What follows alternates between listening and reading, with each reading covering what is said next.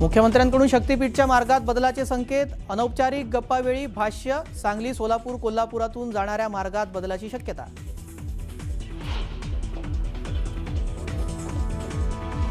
जिथं फायद्याचं असेल तिथंच युती करणार. अनौपचारिक गप्पांवेळी मुख्यमंत्री फडणवीसांचा पुनरुच्चार. एमएमआर विभागात काही ठिकाणी मैत्रीपूर्ण लढत होणार. मुख्यमंत्री देवेंद्र फडणवीसांची माहिती.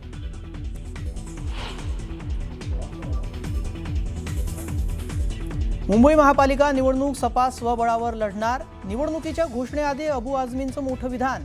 तर प्रादेशिक आणि धार्मिक वाद पसरवणाऱ्यांसोबत न जाण्याचा घेतला निर्णय.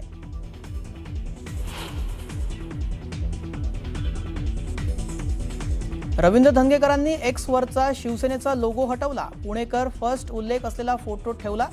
जैन बोर्डिंगची जागा हडपल्याप्रकरणी धंगेकर आक्रमक.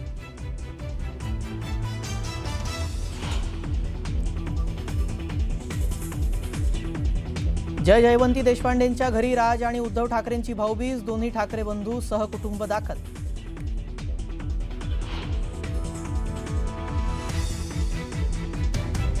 परिवहन मंत्री प्रताप सरनाईकांनी घेतली शरद पवारांची भेट. एमसीएच्या निवडणुकी संदर्भात चर्चा झाल्याची सूत्रांची माहिती. अध्यक्षपदासाठी सरनाईकांच्या पुत्राचं नाव चर्चेत.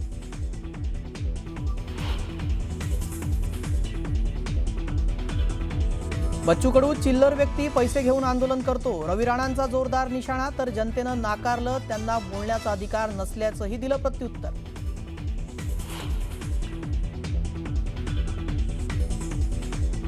कुख्यात गुंड निलेश घायवळचा पासपोर्ट अखेर रद्द. बनावट माहितीच्या आधारे पासपोर्ट बनवून घायवळचं पलायन.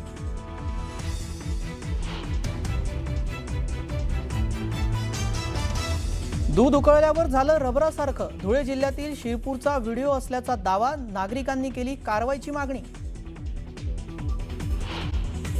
ठाकरे बंधूंची एकोप्याची भाऊबीज पाहायला मिळते. भाऊबीज निमित्त ठाकरे बंधू एकत्र आलेले आहेत. उद्धव ठाकरे आणि राज ठाकरे हे पुन्हा एकदा एकत्र आलेत आणि त्याची हे एक्सक्लुझिव्ह दृश्य आपण न्यूज 18 लोकमतच्या माध्यमातून बघू शकतोय.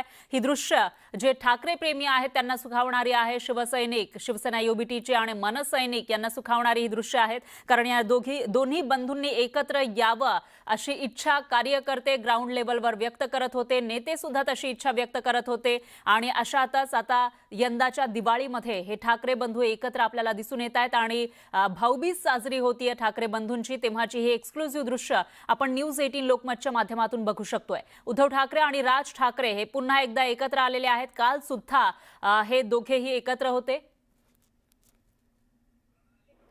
आणि या विषयी अधिक माहितीसाठी आपल्या प्रतिनिधी प्रणाली कापसे आपल्या सोबत आहेत. प्रणाली, काय सांगाल, आज भाऊबीज आणि ठाकरे बंधू ही भाऊबीज साजरी करताना दिसत आहेत.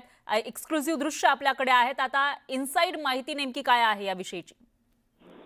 आपण पाहतोय की उर्वशी ठाकरे यांचे फोटो आहेत आणि 4 भाऊ एकाच कोचवर बसलेले आपल्याला बघायला मिळतात आणि उर्वशी यांनी तेजस, आदित्य ठाकरे या दोघांनी ओवाळलेलं आहे. अमित ठाकरे यांना तर त्या आतापर्यंत ओवाळत आलेल्याच आहेत, परंतु पहिल्यांदाच कदाचित आदित्य ठाकरे आणि तेजस ठाकरे यांना ओवाळण्याची संधी सुद्धा त्यांना मिळालेली आहे. आणि खऱ्या अर्थी भाऊबीज गेल्या काही वर्षांमध्ये कौटुंबिक दुराव्याचा परिणाम हे त्यांच्या मुलांवरही होत असतात. त्यामुळे जरीही समवयस्क असले, जरीही जवळपासच्या वयाचे असले तरी आतापर्यंत या दोन ठाकरेंच्या ही जी नवी पिढी आहे या पिढीला आपण एकत्र फारसं बघितलेलं नाही. परंतु आजच्या फोटोमध्ये आपण आता पाहतो आहोत की उर्वशी ठाकरे यांनी आदित्य ठाकरे त्याचबरोबर तेजस ठाकरे यांना सुद्धा ओवाळलेलं आहे. आणि वरच्या फोटोमध्ये आपण पाहतो आहोत की जय जयवंती ठाकरे जे आहेत देशपांडे यांनी उद्धव ठाकरे यांना ओवाळलेलं आहे. राज ठाकरे यांना तर त्या ओवाळत आलेल्याच आहे, कारण राज ठाकरे यांची त्या सख्खी बहीण आहे. परंतु उद्धव ठाकरे यांना मात्र गेल्या कित्येक वर्षात त्यांनी ओवाळलेलं नसेल. कदाचित लहानपणी ओवाळण्याची संधी त्यांना मिळाली असेल, तरुणपणातही कधीतरी त्यांनी ओवाळलेलं असेल. परंतु गेल्या काही वर्षात विशेषतः राज ठाकरे हे शिवसेनेतून बाहेर पडल्यापासून आतापर्यंत या गेल्या 19-20 वर्षामध्ये ही संधी कदाचित त्यांना मिळाली नसेल किंवा हा दिवस कदाचित गेल्या काही वर्षांमध्ये आपल्या तरी ऐकिवात नाही असं झाल्याचं. परंतु इतक्या वर्षानंतर जेव्हा 2 ठाकरे बंधू एकत्रित येत आहे, जय जयवंती ठाकरे यांनी आपण पाहतो आहोत की आज उद्धव ठाकरे यांना ओवाळलेलं आहे. आणि साहजिक आहे की जरी हे कौटुंबिक क्षण अत्यंत महत्वाचे मानले जातात. म्हणजे जरी स्थानिक स्वराज्य संस्थांच्या निवडणुकीच्या पार्श्वभूमीवर हे दोन राजकीय पक्ष एकत्रित येतील न येतील याच्या चर्चा सुरू असल्या तरीही आत्ताच्या घडीला कौटुंबिकरित्या हे जे दोन ठाकरे एकत्रित आलेले आहेत त्याचं एक सुंदर दृश्य, त्याचे एक सुंदर फोटो जे आहेत ते आता अवघा महाराष्ट्र पाहतोय. साहजिक आहे की हे फोटो बघितल्यानंतर मनसैनिक, शिवसैनिक आणि त्याचबरोबर ठाकरेंवर प्रेम करणारी जी काही मंडळी आहे त्यांना हे फोटो बघून अत्यंत आनंद होत असेल. भाऊबीजेसारखा दिवाळीतला अत्यंत महत्वाचा सण आज उद्धव ठाकरे आणि राज ठाकरे यांनी त्यांची बहीण जयजयवंती देशपांडे यांच्याबरोबर साजरा केलेला आहे.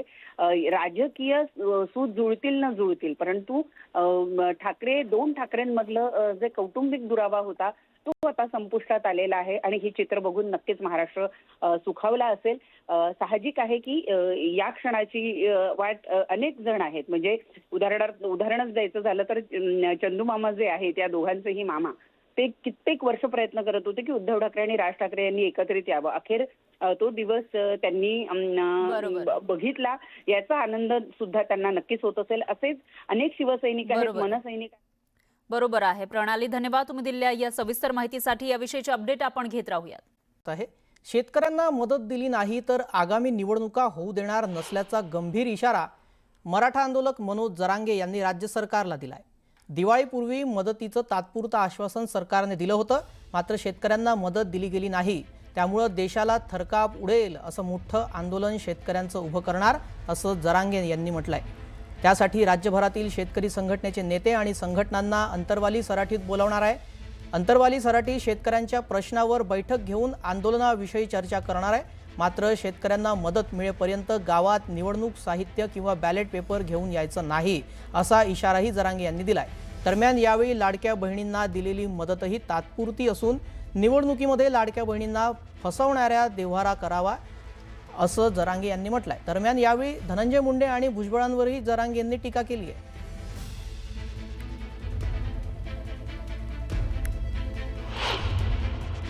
शंभर टक्के उभा राहणार. आज आम्ही सगळ्यांच्या नावाची यादी तयार करतो. आम्हाला माहीत नाही आहेत एकतर सगळे कोण कोण बांधव आहेत शेतकरी संघटनेचे. जेवढे माहिती आहेत तेवढ्यांची एक यादी तयार करतो. काही नावं त्यांच्याकडून सुद्धा आज घ्यायला आम्ही फोन करून. नाही मी त्याचं म्हणलं काय म्हणणं त्याची बायको आलती, तिने सांगितलं असं म्हणलं बाईच्या आडून वार करणारे क्षेत्रीय मराठ्यांचं काम आहे. पदराच्या आडून लपून लढत नसतो आहे. आमच्यात दम आहे, समोर समोर खेटायचं असलं खेळतो. त्याला काय असं बाईच्या आडून लपणारी अवलाद आमची नाही, ते जमणार नाही. ते तुमचं वैयक्तिक एक प्रकारचं ते हिणव नाही. त्यांचं ते बघून घेतील, पण ते एक प्रकारचं हिणव नाही की ज्या माणसाचा महाराष्ट्रावरती आणि महाराष्ट्राच्या बाहेर सुद्धा थोडा थोडा कंट्रोल आलता, त्या माणसाचे विचार रात्रंदिवस घरात त्या पोरीने ऐकलेच असतील ना, ते संस्कार ऐकलेच असतील ना. म्हणजे तुम्ही तिथं पण हिणवायला लागलात, म्हणजे त्यांना कमजोर समजायचं तुम्हाला. हे सुद्धा उद्देश करून गेला. ते आले बाबा ठरवीन, ते घोरट भुजबळ जे ठरवीन ती दिशा म्हणलेत ती. मग आता त्याच्यात घोरटाच्या हातात दिला म्हणल्यावर ते असल्याच काड्या लावणार. लाडक्या बहिणीने एकच काम करावं, या निवडणूक ज्याने फसवलं त्याचा देवरच करून टाकावं. तेव्हाही नीट होत. असं समोरचं जसं वागन तसं वागायचं. समोरच्याने आपल्याला तात्पुरता आनंद दिला, आपल्याला हिनीलय म्हणतात, त्याला अपमान केला म्हणतात, आपल्याला चिल्लर समजतात हे लोक. पैसे देऊन 1000-1500 रुपये देऊन आपली इज्जत घातल्यासारखं काम करते. ते यांची इज्जतच घालून टाकायची पुरी. एकदम सोपं औषध. समोरचं जसं वागलं तसं वागायचं. निवडणूकच होऊन देणार नाही तर राज्यात मला शेतकरी सगळे होऊनच द्यायचं नाही. ज्या राज्यात शेतकरी सुखी नाही काय निवडणूक घेतो रे. तुमचा गुलाल तिकडे फेका नाही एखाद्या नदीत वाड्यात जाऊन. तिकडे इथं आमचे मरायचे बरे आले, इथं संसार उद्ध्वस्त झाले सगळ्या शेतकऱ्यांचे. मतदान मागायला आम्हाला छान, आणि आम्ही बी मतदान करणार. मायाला आपण तरी किती पागल आहेत. मग आपलं शेतकऱ्यांचं पुरं वाटलं झालं तरी त्यांना मतदान करणार आपण, किंवा आपण म्हणणार घ्या गावात आणि आपण मतदानाला जाणार. कोणाच्या एका शेतकऱ्यांना कोणा सभेला जायचं नाही.